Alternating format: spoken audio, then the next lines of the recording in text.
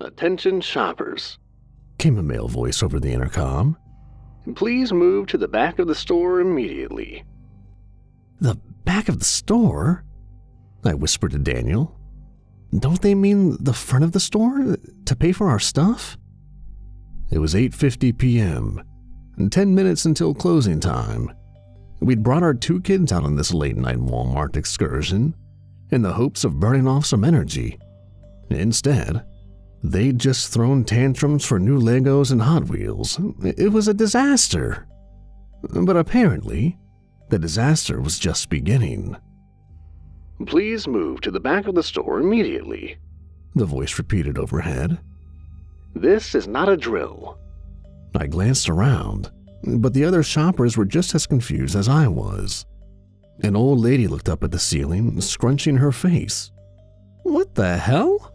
A dark-haired woman asked her boyfriend, pushing a cart full of garden supplies. Didn't you hear? An older man said, leaning over his cart of bottled water and canned food. We're in a tornado watch. 1 touchdown in Sourville. A tornado? It was definitely storming outside. I'd seen the black clouds roll in from the east earlier, but it didn't look that bad. Do not stay out in the open. I repeat, do not stay out in the open. There was a pause. Then, an explosion of sound as everyone began to mobilize. Carts rolling, panicked voices, feet slapping on the floor. No, this can't be happening. I hurried down the toy aisle, Tucker in my arms, Daniel and Jackson following me. 3 zigzaggy turns, and then we were in the electronics area. I glanced at the TVs on the wall and pictured the 4 of us crushed underneath of them. Stay away from windows and doors, the voice continued on the loudspeaker. And do not attempt to exit the store. Is it safe here? Daniel shook his head.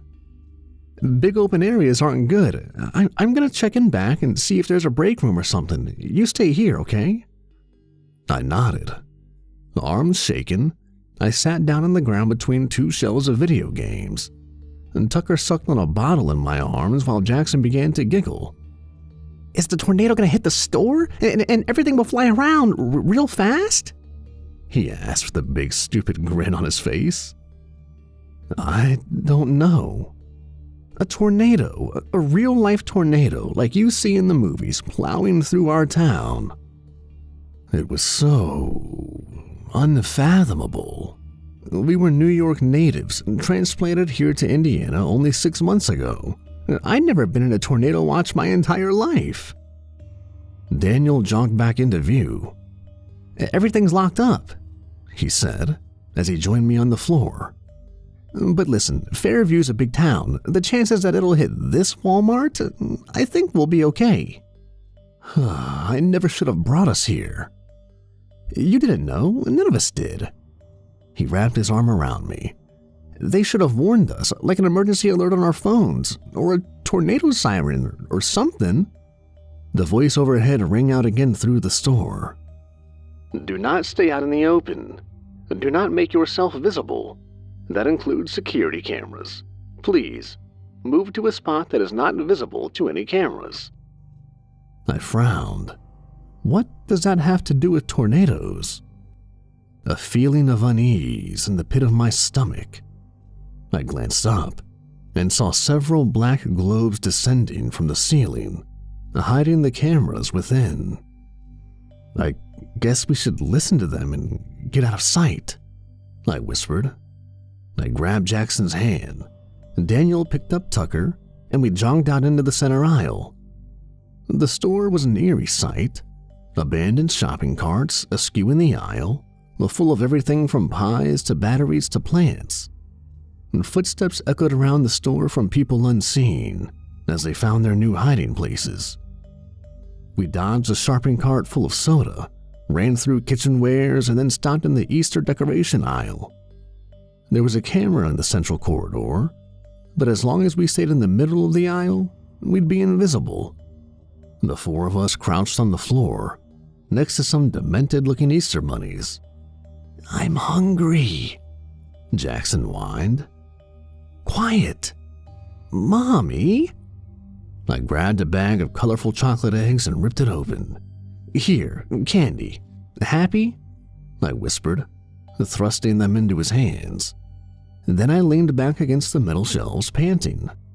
But I didn't have long to rest. A mechanical whine overhead, and then the voice came through the speakers again. "Keep away from Miles with food. If you have food with you, leave it and move to a new hiding place. If you have any open wounds, cover them with clothing." What the hell? That had nothing to do with keeping safe in a tornado. "We should make a run for it," Daniel whispered to me, starting to stand. "But the tornado? I don't think there is a tornado. Listen, do you hear any wind?" I listened, but all I heard was silence. No howling wind, no shaking ground, no projectiles clanging against the metal roof. Maybe it's still coming. I know what they're saying doesn't make sense, but to go outside, we need to get out of here, now. He grabbed Jackson's hand as he held Tucker in his arms. "Come on."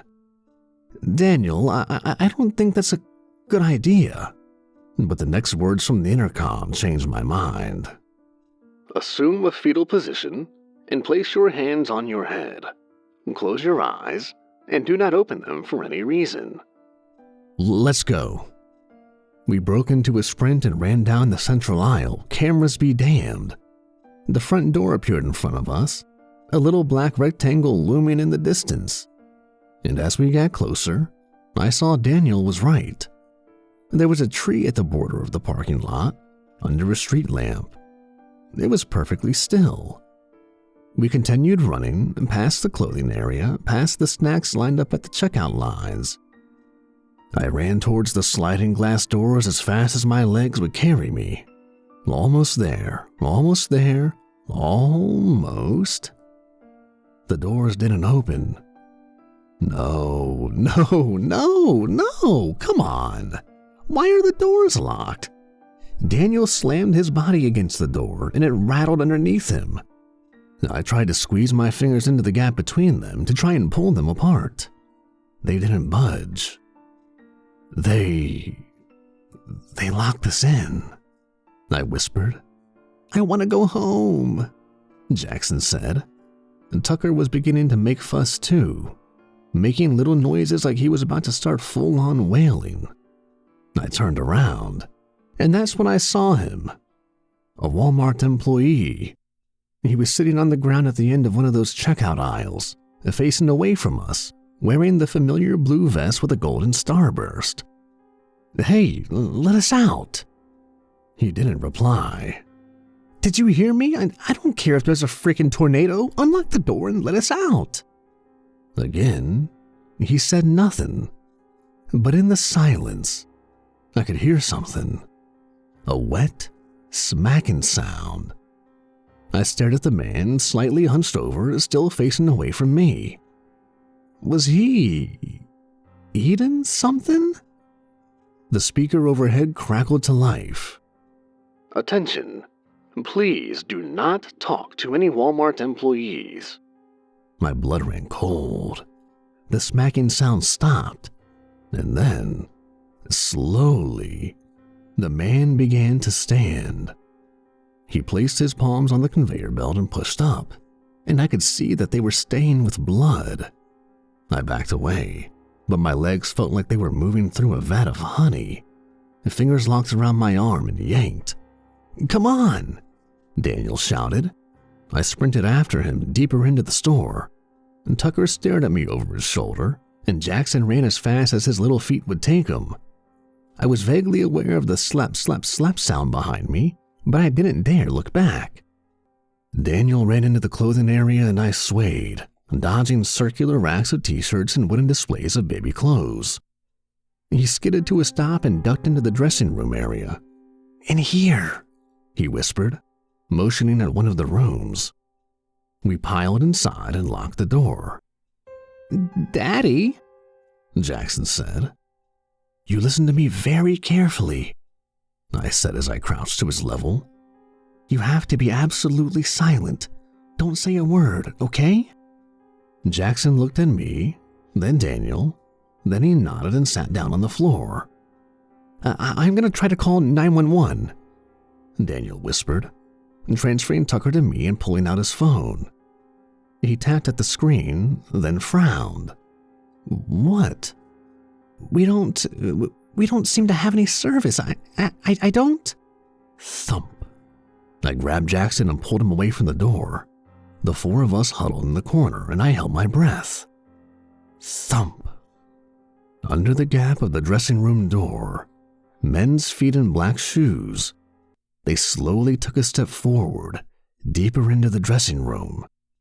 Don't move, I whispered, holding Jackson.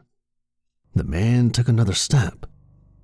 Don't make a sound, don't move, don't. Tucker let out a soft cry. The man stopped. His feet turned, pointing at us. No. Tucker let out another cry, louder this time. My nails dug into Daniel's hand. No. A hand appeared. It slowly pressed against the floor, stained with blood, and then his knees appeared as he lowered himself down to the gap. No. Could he fit under? The gap wasn't small. It was like the stall door to a bathroom. If he flattened himself against the floor, there's a chance he could fit under. I watched in horror as his stomach came into view, his blue Walmart vest, as he lowered his body to the floor. Then he pushed his arm under the gap and blindly swept it across, as if feeling for us. This is it. We're gonna die. And then he lowered his head. His face, oh God, there was something horribly wrong with his face. He smiled up at us with a smile that was impossibly wide, showing off blood-stained teeth. His skin was so pale it was nearly blue, and his eyes were milky white without pupils or irises. I opened my mouth to scream. Attention, shoppers, the voice began overhead. No, what is it now? Please make your way to the front of the store and make your final purchases. We will be closing in 10 minutes. What? And then, before I could react, something unseen jerked the man out of view. A strange dragging sound followed, as if someone was dragging his body out of the dressing room area.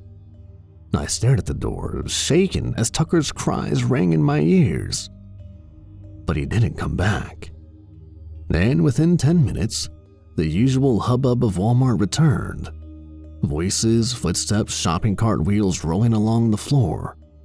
Shaking, I finally got up and unlocked the door. The store looked completely normal, and people were lined up at the cash registers, placing their goods on the conveyor belts. Employees were scanning tags, printing receipts, and people walked towards the glass doors, and when they did, they slid open. As we slowly walked towards the exit, I spotted the older man who'd warned us about the tornado earlier. What was that? I asked, unable to keep my voice from shaking. He shrugged. I guess the tornado missed us. What a miracle, eh? Giving us a smile, he disappeared out the glass doors and into the night.